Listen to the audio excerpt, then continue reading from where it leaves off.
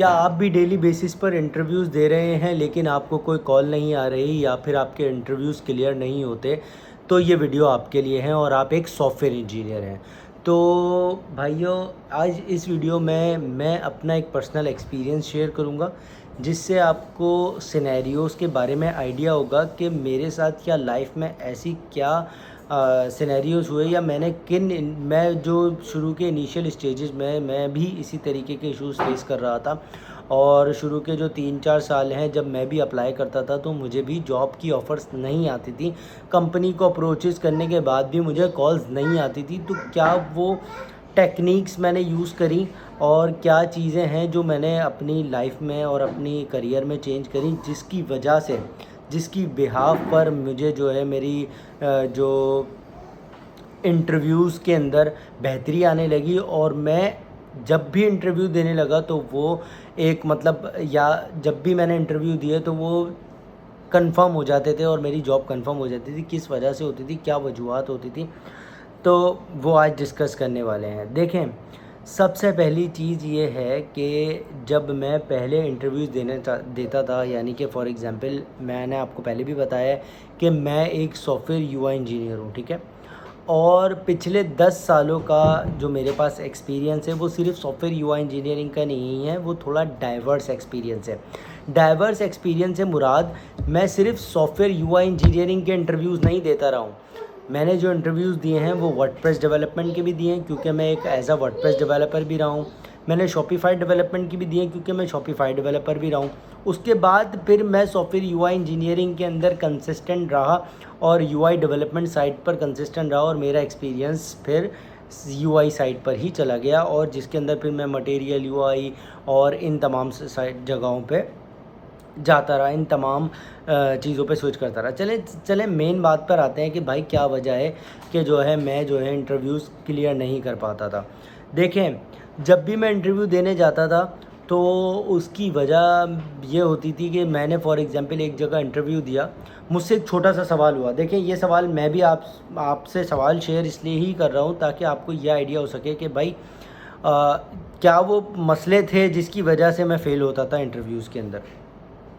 देखें, और किस तरह से मेरे वो मसले हल हुए, किस तरीके से मैंने अपने उन मसलों का सॉल्यूशन निकाला। देखें, सबसे पहली चीज़ तो ये थी, मैंने एक जगह मेरे पास साल का एक्सपीरियंस था, ठीक है? और साल का एक्सपीरियंस होने के बावजूद मुझे इंटरव्यूज़ की कॉल नहीं आ रही थी। मैं जा भी जा रहा था और वहाँ पर मतलब महीने में 3-3 4-4 इंटरव्यूज़ देने के बाद भी रिज़ल्ट ज़ीरो था। तो देखें, उसका वजूहत ये थी, फॉर एग्ज़ाम्पल मुझसे एक क्वेश्चन हुआ इंटरव्यू के अंदर, एक डिव है, ठीक है? उस डिव के ऊपर एक विड्थ दी गई फॉर एग्ज़ाम्पल 20 पिक्सल, ठीक है? और उस डिव के ऊपर चारों तरफ से 4 पिक्सल की पैडिंग दी गई, ठीक है?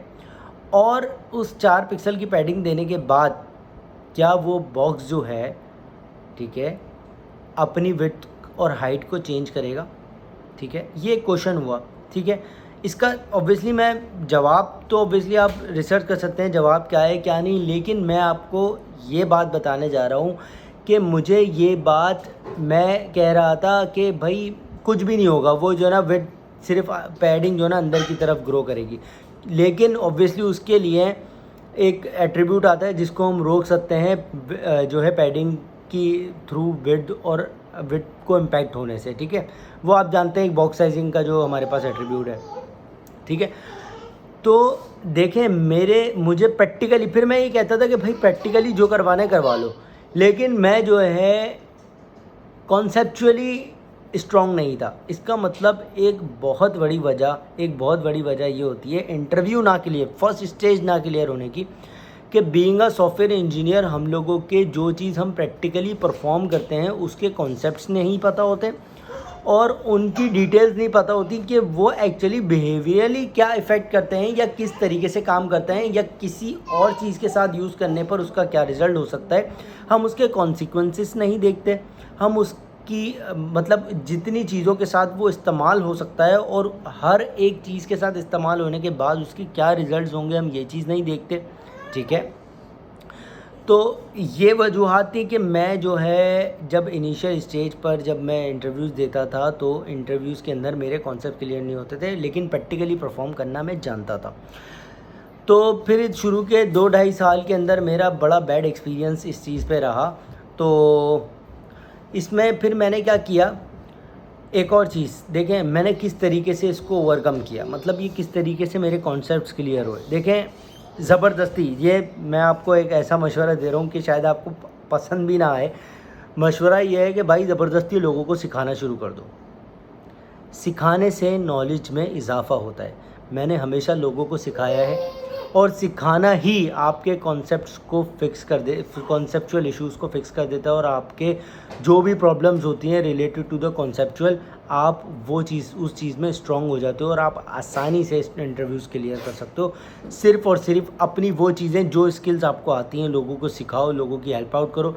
इससे लोगों का ऑब्वियसली उनको रास्ता मिलेगा करियर में जाने का और आपके कॉन्सेप्ट्स क्लियर होंगे। ठीक है, कभी भी मेरा मानना यही है कि नॉलेज हमेशा शेयर करनी चाहिए। ठीक है, तो नॉलेज शेयर करने से नॉलेज में इजाफ़ा होता है, नॉलेज एजुकेशन आपकी बढ़ती है और ज़्यादा स्ट्रॉन्ग होती है। क्योंकि मैं 2019 के अंदर लेक्चरार भी रह चुका हूँ, तो वो लेक्चरार वाले टाइम पर जो मैंने अपने as a teacher, as a lecturer जो मैंने पढ़ाया वहाँ पर टेक्नोलॉजी के कोर्सेज़, उस चीज़ ने भी मुझे बहुत ज़्यादा स्ट्रॉन्ग किया।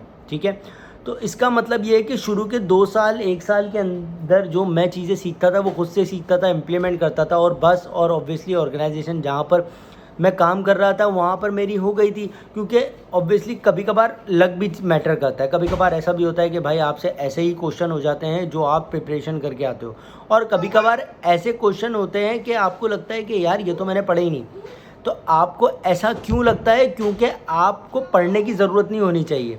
आप जब एक चीज़ प्रैक्टिकली परफॉर्म करते हो तो उसके कॉन्सेप्ट आपको वैसे ही क्लियर होने चाहिए, तो फिर आपको पढ़ने की क्या ज़रूरत है उन चीज़ों के बारे में। ठीक है, तो उसको भले जिस तरह से घुमा के पूछा जाए आप उसका जवाब दे सको। तो ये एक मेनली वजह होती है जिसकी वजह से मोस्टली लोग इंटरव्यूज़ में फेल होते हैं। और सॉफ्टवेयर यूआई डेवलपमेंट साइट पर जो मेरा करियर रहा है, अगर किसी को कोई गाइडलाइंस चाहिए हो करियर के हवाले से या करियर पाथ के हवाले से या कौन सी स्किल सीखनी चाहिए उसके हवाले से, तो I am available. You can follow me on LinkedIn और मेरे चैनल को लाइक करें, सब्सक्राइब करें, शेयर करें। अगर ये मेरी वीडियो अच्छी लगी है तो प्लीज़ प्लीज़ प्लीज़ मेरी वीडियो को शेयर करिएगा ताकि मुझे मोटिवेशंस मिलती रहे और मैं न्यू वीडियोस आपके लिए लाता रहूँ जो आपके लिए और ज़्यादा इन्फॉर्मेटिव हो। अच्छा, बहुत सारे लिंक्डइन पे लोगों के क्वेश्चंस आ रहे हैं, कुछ लोगों के ऑब्वियसली एक टाइम पे बहुत सारे लोगों को रिप्लाई करना आसान नहीं हो रहा है मेरे लिए। तो अगर किसी को रिप्लाई ऐसा हो रहा हो कि ऐसा नहीं है कि किसी को रिप्लाई नहीं दूंगा, मैं सबको एक एक करके इंशाल्लाह रिप्लाई दूंगा और सबके क्वेश्चंस क्लियर किए जाएंगे इंशाल्लाह। इन फ्यूचर कोशिश करेंगे कि कम्युनिटी बना लें, एक व्हाट्सएप का ग्रुप बना लें या कुछ ऐसा कर लें कि जिससे एक दूसरे की हेल्प आउट कर सकें। तो आई होप मेरी वीडियो आपको पसंद आई होगी। तो अभी के लिए इतना ही। फॉर द टाइमिंग अल्लाह हाफ़िज़ एंड टेक केयर। मिल के ग्रो करें, इंशाल्लाह आपको करियर में सक्सेस ज़रूर हासिल होगी। फॉर द टाइमिंग अल्लाह हाफ़िज़ एंड टेक केयर। अस्सलाम वालेकुम।